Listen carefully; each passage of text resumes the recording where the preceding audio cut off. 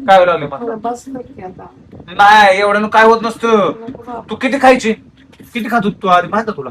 बसायचं. एवढा नाही, तू पोट भरून खायची. नाही काय करते? नको रे, मी निघत पाया पडते. नाही पाय मी पडतो तुझ्या आई, तू खा. माझं नाही ग, मी पण जेवणार नाही. त्या बाबतीत ऐकलं नाही. बघ एवढा एक घास खा मग मी जेवतो. तू जरी खाल्लं एकाच तरच मी जेवणार, ना तर मी जेवणार नाही. हा. तर आईला आणून आता कमीत कमी 8 दिवस झालं घरी आणून. आणि आई आता थोडीफार बरे वाटते आईला. पण सगळ्यात महत्वाचं म्हणजे तिला अजून उठता येत नाही आणि स्वतःचा काहीच करता येत नाही. तिला सगळं काय झोपूनच असं होतंय.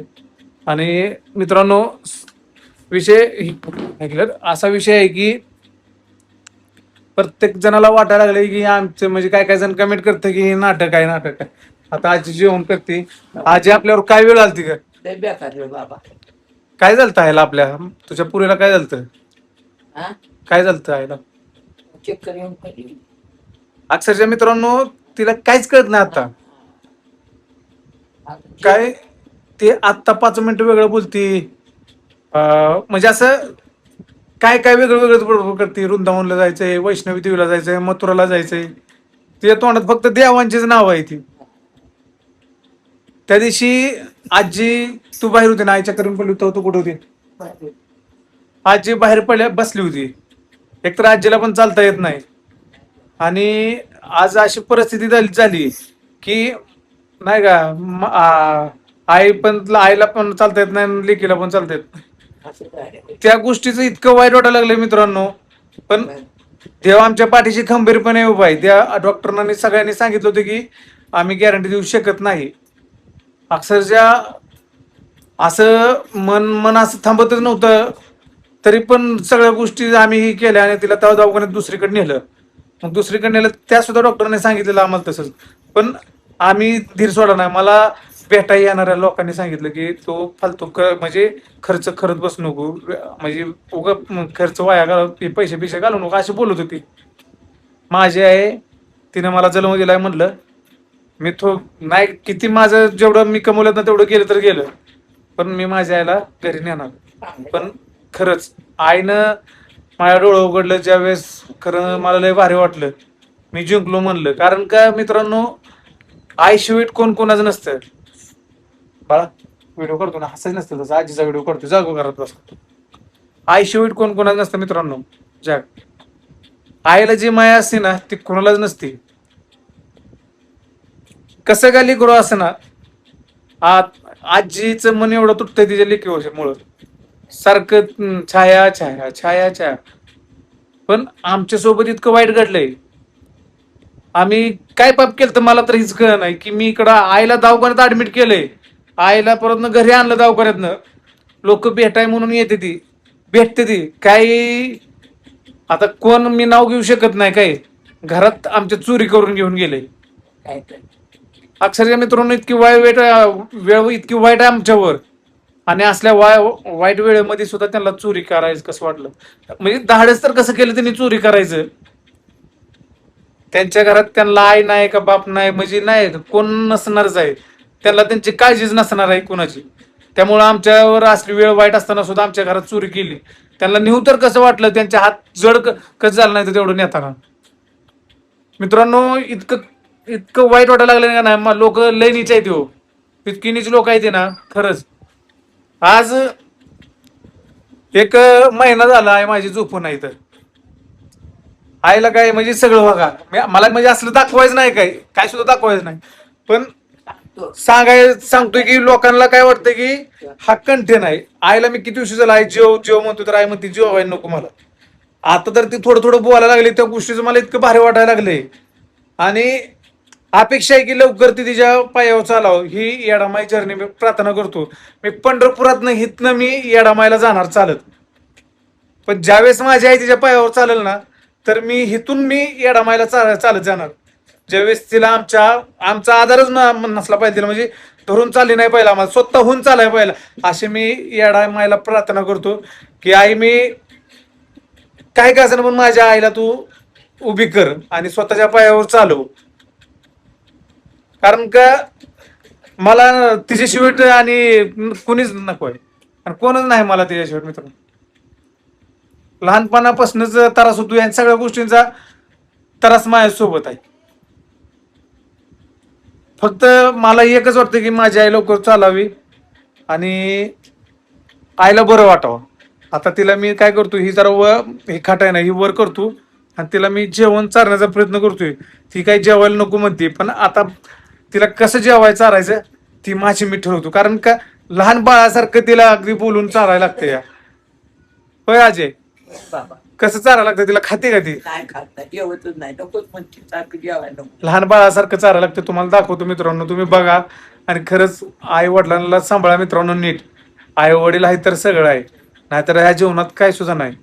मला व्हिडिओ काढायला दवाखान्यात बी येत होतं, पण माझी आई सिरियस होती, क्रिटिकल कंडिशन मध्ये होती. मी तिथं व्हिडिओ एकही काढला नाही. ज्यावेळेस माझी आई माझ्या घरी आली आणि माझं पोट सोशल मीडियावर आहे. मी सगळं आजपर्यंत कमवलं ना, युट्यूबद्वारे, इंस्टाद्वारे, फेसबुकद्वारे कमवलेलं आहे. आणि मग आम्ही काय कामधंदा करत नाही, ह्याच्यावरच आमचं पोट आणि माझं घर चालतंय मित्रांनो. आणि काय लोक बोलते व्ह्यूज साठी करताय नाही, काय व्ह्यूज साठी मी करतच नाही. मी तुम्हाला व्ह्यूज साठी करायचं असलं असतं ना, आई सिरियस होती ना त्यावेळेस मी व्हिडिओ केला असतं. पण आता माझी आई बरी वाटते. माझ्या आईला ही माझ्यासाठी लय मोठी आनंदाची गोष्ट आहे आणि लय लय भारी वाटायला लागले मित्रांनो मला. माझी आई माझ्यासोबत बोलायला लागली. मला ज्यावेळेस विनू म्हणून बोलले ना, त्यावेळेस मला आनंद माझा गगनात मावं नाही. माझं जेवढा खर्च झाला ना, जेवढं मी घालवलं ना दवाखान्यात, त्याचं मला काहीच वाटलं नाही. मी आज पुन्हा शून्य झालोय मित्रांनो, पण मला पैसे गेलेला काहीच वाटलं नाही. कारण का आई वडिलाला कधीही पैसे घालवलेलं कधीच व्यर्थ जात नाहीत. देव तुमची परीक्षा घेतो, तुम्ही आई वडिलांना कसं सांभाळताय, काय करताय. पण आई वडिलांना साथ द्या मित्रांनो. आई वडिलांना कधी एकटं सोडू नका. म्हातारे झाले म्हणून तुम्ही त्यांना हे बाहेर वॉशरूमला जाता येत नाही, कुठं काय करता येत नाही म्हणून तुम्ही त्यांचं हाल करू नका. त्यांना तुम्ही काहीतरी करा, तुम्ही स्वतःहून त्यांना ही करा. लहानपणी त्यांनी तुम्हाला सांभाळले, तर हाताच्या पोळासारखं आपल्याला सांभाळलेलं असतं त्यांनी. त्यांना अशी एकटेपणा जाणून द्यायचा नाही. तर मी आईला आता थोडंफार जेवायला चालायचा प्रयत्न करतो. तुम्हाला दाखवतोच व्हिडिओ मध्ये. जरा वरसर थोडं नाही बस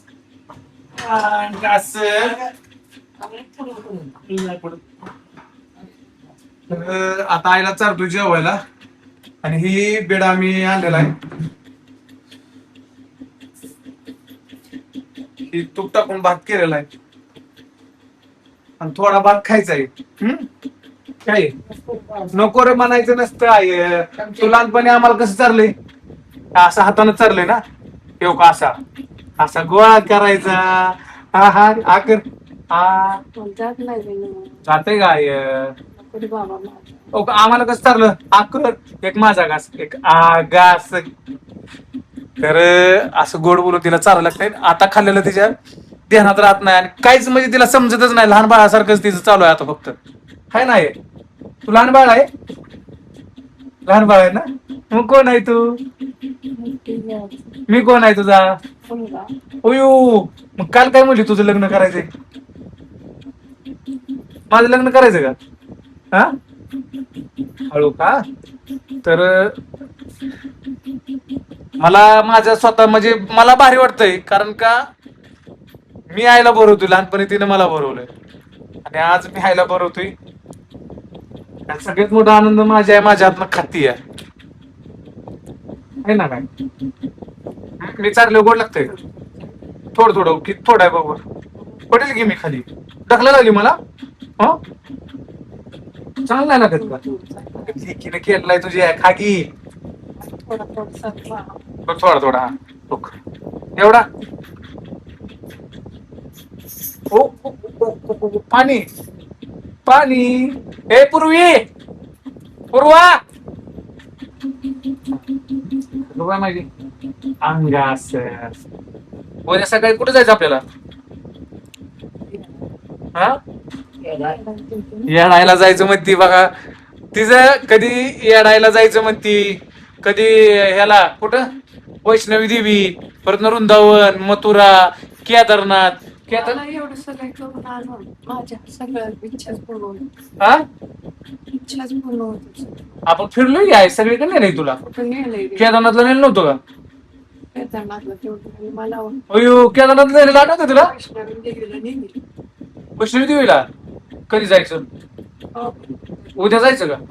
तू चालायला येऊ दे आधी, तुला चालायला आलं ना मग जाऊ. येतोय माझा. अगं बाळा तुला चालाय कुठे येतंय? हे किडा. हा, हा. तर मित्रांनो, ही हात ती जायचा चालत नव्हता आणि ही पाय चालत नव्हता. हालत कसलंच नव्हतं. म्हणतात ना मायल्या करायचं नातं असं असतं की लय मजबूत नातं असतं, ते नातं काही करू शकतंय. तर हिचा आईचा हात चोळून कसलं तेल आणलंय, ते तेल लावून लावून हात चोळून डॉक्टर पासून आणताना आई कसलीच काहीच करत नव्हती. आईला इथं आणल्यानंतर आम्ही रोज म्हणजे थोडंफार वॉकिंग करतो, नेतोय बाहेर, नेतोय आणतोय. मी आपी ती धरून असं बाहेर नेतोय पूजा. तर तर कुठं कुठं आता तर ती नाही का ही व्हायला लागली, स्टेबल व्हायला लागली. नाहीतर मित्रांनो डॉक्टरने सांगितलेलं की घरी नेऊन काहीच उपयोग नाही, इथंच ठेवा म्हणत होती अजून 1 महिना दवाखान्यात. नाही म्हणलं, मी माझ्या आईला घरी घेऊन जातो म्हणलं. मी माझ्या आईला घरी आणलं आणि पण असं भरवायला लागलोय. नाही मग मी पण जेवणार. किती खराब झालोय मी, खराब झालोय का? किती खराब झालोय? पाण्याने पिल्या का आजीला? मी किती खराब झालोय, किती खराब झालोय, लय झालोय खराब. काय व्हायला लागलंय, काय व्हायला लागलंय मला? बसलं की आता. नाही एवढं काय होत नसतं. नको बाबा. तू किती खायची, किती खात होती तू आधी माहिती तुला? खायचं. एवढा नाही, तू पोट भरून खायची. नाही काय करते? नको रे, मी निघे पाया पडते. नाही पाय मी पडतो तुझ्या आई, तू खा. माझं नाही ग, मी पण जेवणार नाही. त्या बाबतीत ऐकलं नाही. बघ एवढा 1 घास खा मग मी जेवतो. तू जरी खाल्लं 1 घास तरच मी जेवणार, नाही तर मी जेवणार नाही. हा दीपक पाणी. सगळेजण म्हणत होते दादा आई दाखवा, आई दाखवा, आईला बघायचंय. तर आईची तब्येत अशी आहे, आज कुठंतरी चेहऱ्यावर स्माइल आली, तिच्या चेहऱ्यावर कुठंतरी टवटवी आली आणि तिला काहीच कळत नाही. आता काय बोलती ती कळत नाही, 5 मिनिटांना काय बोलते कळत नाही. घडीत मला ओळखते, घडीत मला ओळखत नाही, असा विषय होतो त्याच्यासोबत.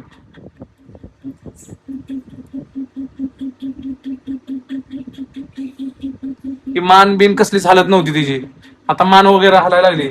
खाती का एक लास्ट आहे आग आहे लास्ट. पाया पड. अगं नाही मी पाया पडतो आहे, तू लास्ट काय बरं 1च घास का? 1 घास, एक. मग डिंकाचा लाडू खाणार का? डिंका ही ठेवतो, डिंकाचा लाडू खा. नाही ना डिंकाचा लाडू खा. आय ते चांगलं असतं. पूर्वी आमच्या टप्प्यातल्या मम्मीला जेवण वाटायचं. हा काय तू माझं ऐकणार आहे नाही सांग. हा थोडं खा, थोडं डिंकाचा लाडू खा फक्त.